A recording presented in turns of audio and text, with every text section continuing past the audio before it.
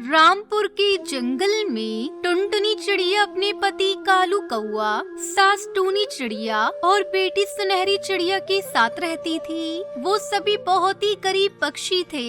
एक दिन की बात है। अरे आ गए आप, ये लीजिए पानी। आज आपको आने में देरी हो गई। आज सेठ ने बहुत ज्यादा काम दे दिया था, करते करते कब रात हो गई पता ही नहीं चला। टुनटुनी जल्दी से खाना लगा दो, बहुत भूख लग रही है। मैंने आपसे सुबह ही तो कहा था कि घर में राशन की दाना भी नहीं है। आज आपकी पगार मिलने का दिन था, मुझे लगा पाते हुए सामान लेकर आएंगे। टुनटुनी सेठ ने आज मेरी तनख्वाह नहीं दी। सेठ का काम आजकल ठीक नहीं चल रहा है, इसलिए इस महीने आने में समय लगेगा। आगे देखने से पहले आपको सिर्फ एक छोटा सा कांटा चुभ जाए तो दर्द होने लगता है, पर वो एक बापी है जो रोजाना अंगारों पर चलकर आपके लिए 2 वक्त की रोटी का इंतजाम करता है। तो उस प्यारे से पापा के लिए एक लाइक और सब्सक्राइब जरूर कर देना। साथ ही अपने प्यारे से पापा के लिए ये वाला इमोजी जरूर सेंड कर देना। लेकिन मैं घर वालों को क्या खिलाऊंगी? उन्होंने सुबह से कुछ भी नहीं खाया है, अब सब क्या खाएंगे? हाँ तुम परेशान मत हो, मैं कुछ करता हूँ। इतना बोलकर कालू कौआ अपने परिवार के लिए खाने का सामान लेने के लिए चला जाता है, लेकिन उसके पास सिर्फ 20 रुपए ही होते हैं, जिस वजह से वो 20 रुपए के 2 पराठे ले आता है। उन 2 पराठों को ही पूरा परिवार मिल बांट कर खाता है। कालू को एक सेठ के यहाँ लकड़ी काटने की मजदूरी करता था, जिस वजह से उसकी तनख्वाह बहुत कम होती थी और कम तनख्वाह होने की वजह से घर को चलाने में काफी परेशानी होती है। माँ, मैं कब से कह रही हूँ कि घर की छत ठीक करवा दो, कुछ दिनों में बरसात का मौसम शुरू हो जाएगा। सुनहरी, तू तो जानती है ना, हमारे पास घर चलाने के लिए ठीक से पैसे नहीं है, तो हम छत कैसे ठीक करवाएंगे? जब बारिश का मौसम शुरू हो जाएगा तो छत के नीचे बर्तन रख देना, जो भी पानी होगा इस बर्तन में आ जाएगा और घर में नहीं फैलेगा। देखते देखते बरसात का मौसम शुरू हो जाता है। शुरू में तो कालू कोई के परिवार को कुछ ज्यादा परेशानी नहीं होती, लेकिन जैसे जैसे समय बीतता है बारिश तेज होने लगती है, जिससे सारे परिवार को काफी परेशानी का सामना करना पड़ता है।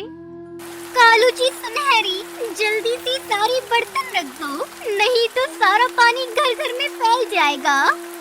टुनटुनी बर्तन रख दिए हैं, लेकिन बारिश बहुत तेज हो रही है। पहले तो सिर्फ 1 या 2 जगह से बारिश का पानी घर के अंदर आ रहा था, लेकिन अब तो इतनी सारी जगह से पानी बाहर आ रहा है। इस तेज बारिश की वजह से देखो घोंसले की छत कितनी जगह से टूट गई है।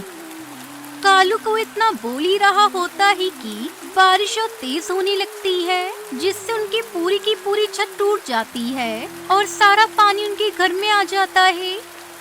हे भगवान, अब हम क्या करेंगे? सारा का सारा पानी घर में आ गया। हम सबको जल्द से जल्द किसी ऐसी जगह पर जाना होगा जहां हम इस तेज बारिश से बच पाएं।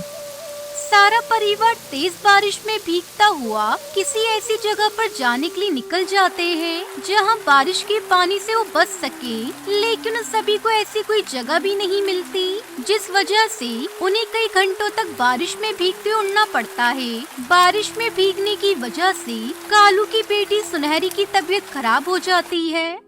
माँ, सर में बहुत दर्द हो रहा है, मुझसे अब उड़ा भी नहीं जा रहा।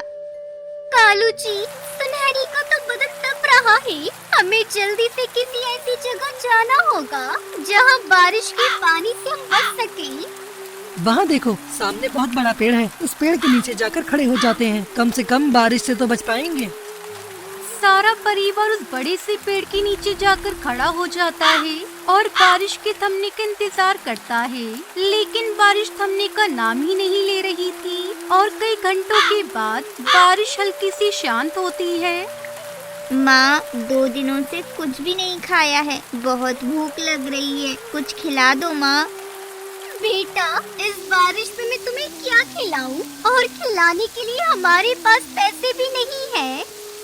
ये लो कालू, 10 रुपए, मेरे पास इतने ही है। सामने चाय की दुकान है, वहाँ से जाकर सुनहरी के लिए कुछ खाने के लिए ले आ। कालू कौआ जल्दी से चाय की दुकान पर जाता है और ब्रेड का पैकेट खरीद कर ले आता है।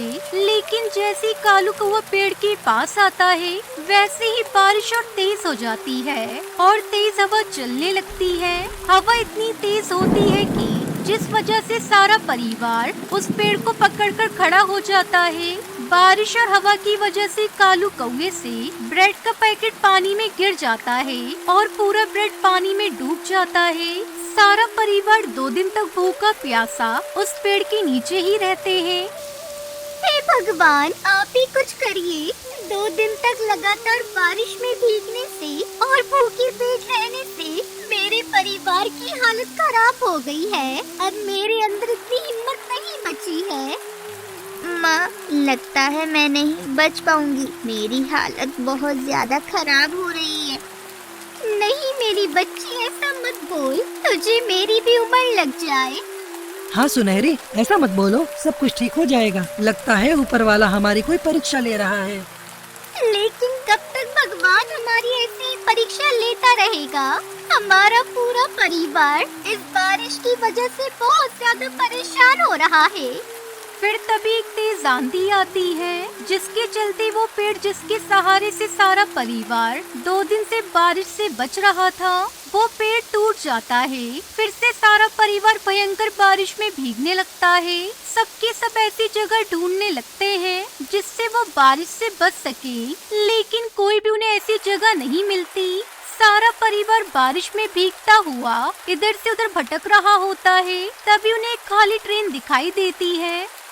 हे भगवान, आपका बहुत बहुत धन्यवाद। हमें कुछ तो रहने की जगह मिल गई। चलो हम सभी उस ट्रेन में चलते हैं। वैसे भी वो ट्रेन खाली है।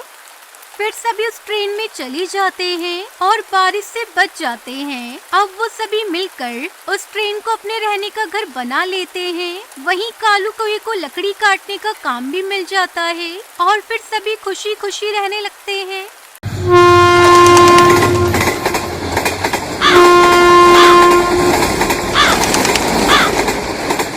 शिमला के जंगल में टुनटुनी चिड़िया अपने पति कालू कौवे के साथ रहती थी।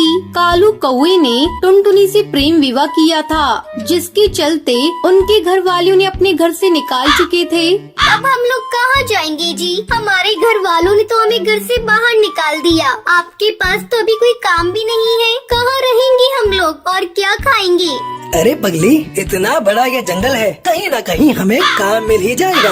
और रहने के लिए मैं कोई किराए का घर देखता हूँ। जब मैं कमाने लगूंगा तो अपना घर भी बना लेंगे। अब चलो यहाँ से चलते हैं, पहले हम रहने का आसरा ढूंढते हैं। दोनों पति पत्नी जंगल के मुखिया चील के पास पहुँचते हैं और उससे रहने के लिए एक किराए का घर ले लेते हैं।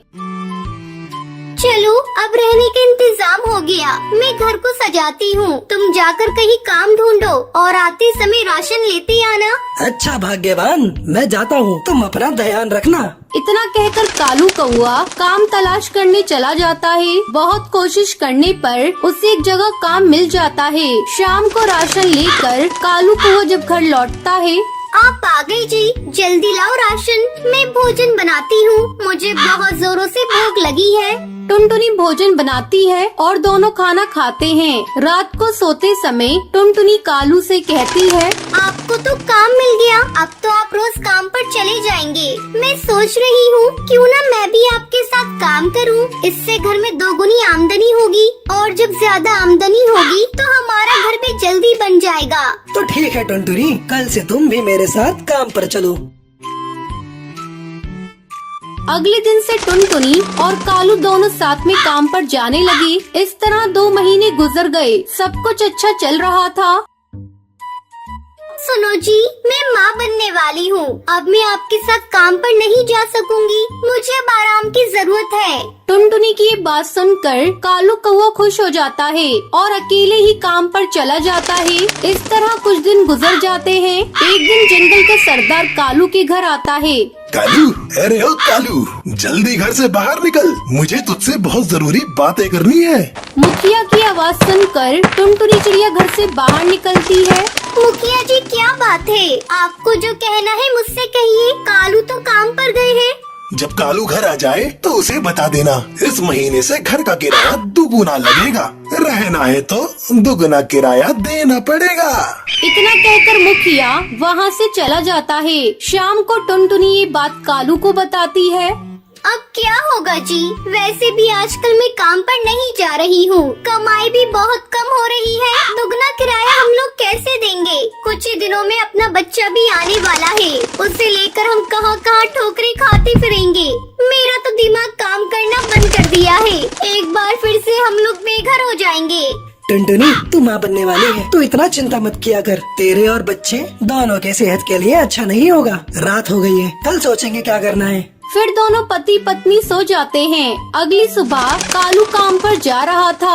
वो उस समय बहुत परेशान था। उसे कुछ समझ में नहीं आ रहा था कि अब वो अपनी पत्नी को लेकर कहाँ जाएगा। इसी परेशानी में कालू कौआ अपना रास्ता भटक जाता है और एक पुरानी रेल की पटरियों के पास आ जाता है। अरे ये क्या, मैं तो अपना रास्ता भटक गया। थोड़ी देर आराम कर लेता हूँ, फिर आगे चलता हूँ। ऐसा सोचकर कालू कौआ एक पुरानी खंडर पड़ी रेल के डिब्बे के अंदर जाकर बैठ जाता है। उस रेल के डिब्बे की हालत खराब होने के कारण वो अब इंसानों के इस्तेमाल में नहीं थी। अरे ये रेल डब्बा तो बहुत पुराना है और बिल्कुल खाली पड़ा है। क्यों ना हम लोग इसी में अपना घर बना कर रहे। मैं अभी जाकर टुनटुनी को बताऊंगा। फिर कालू कौआ वहाँ से खुशी खुशी चला जाता है। शाम को जब वो घर लौटता है तो टुनटुनी को रेल के डिब्बे वाली बात बताता है। अगले दिन वो टुनटुनी और अपने सामान को लेकर उस डिब्बे के पास आता है। फिर दोनों पति पत्नी उस रेल के डिब्बे में घर बनाकर रहने लगते हैं।